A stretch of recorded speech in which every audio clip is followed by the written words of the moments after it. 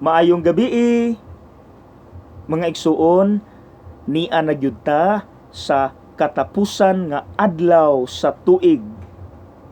So na ako'y i-suggest tulo ka letter M aron happy ang New Year.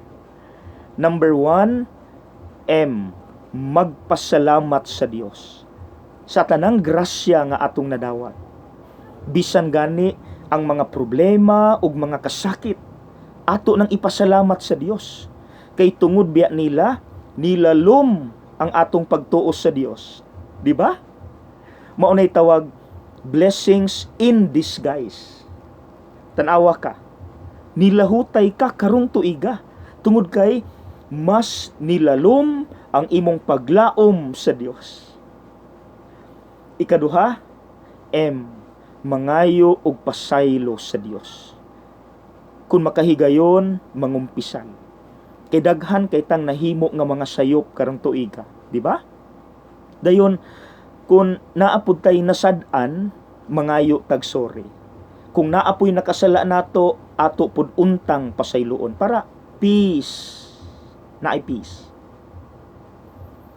Ikatulo nga M, mamalandong kita para karong sunod tuig, unsaon nga mas mahimo tang mas buutan nga anak sa Dios. Mga igsuon kana raman unta tulo ka M. Pero unfortunately, kitang mga Pilipino naatay mga naandan nga mga practices nga dili Kristiyano, kundili pagano. For example, karong alas 12, musaba na pud ang palibot kay daghang magpabuto og fireworks.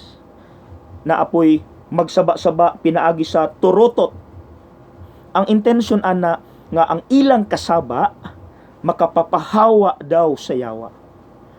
Mga igsuon, kun mao kana, then wala tay salig sa Dios nga maura man untay mo papahawa sa yawa. So, kung misangpit tag saba-saba sa pabuto ug turotot, kinsa nang atong gisangpit? Because it's not God. Ikaduha, unya na napoy magsablig-sablig og bugas. Dayon daghan nato nagkolek og mga lingin nga mga prutas, nagsuot og mga sanina nga nay mga lingin, dayon nagbutang og mga sinsilyo anang mga daplin-daplin sa balay. Ang intention, abundance, para daghang kwarta sunod tuig, prosperity. Kun mao kana, wala tay salig sa Dios nga mauray makahatag natog blessing. So kung misangpit ta ana nila, kinsa na sila nga mohatag natog blessing? Because it's not God. Maunay rason mga igsuon nga kini si Father Jose Francisco Siquia, ang director sa Office on Exorcism sa Archdiocese of Manila, pinaagi aning libro niingon, in our society, even though we are predominantly Catholic, the devil has still its strongholds, and these have contaminated our faith. Unsay rason nganong naapay stronghold ang yawa sa Pilipinas? Because of the contamination of the number one weapon of the devil. Unsa man his false religion of paganism. Kanang atong mga tuo-tuo mga igsuon maugyud nay nagimbitar sa yawa.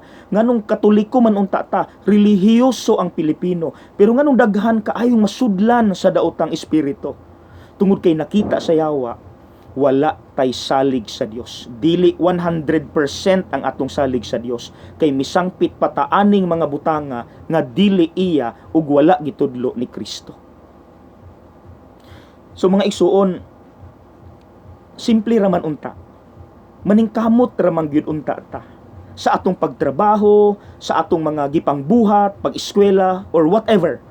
Dayon ang atong paningkamot atong iampo, Lord, panalangini ang akong paningkamot, and I swear mulambo ka.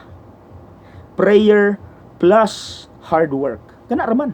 I trust in you, Lord, 100%.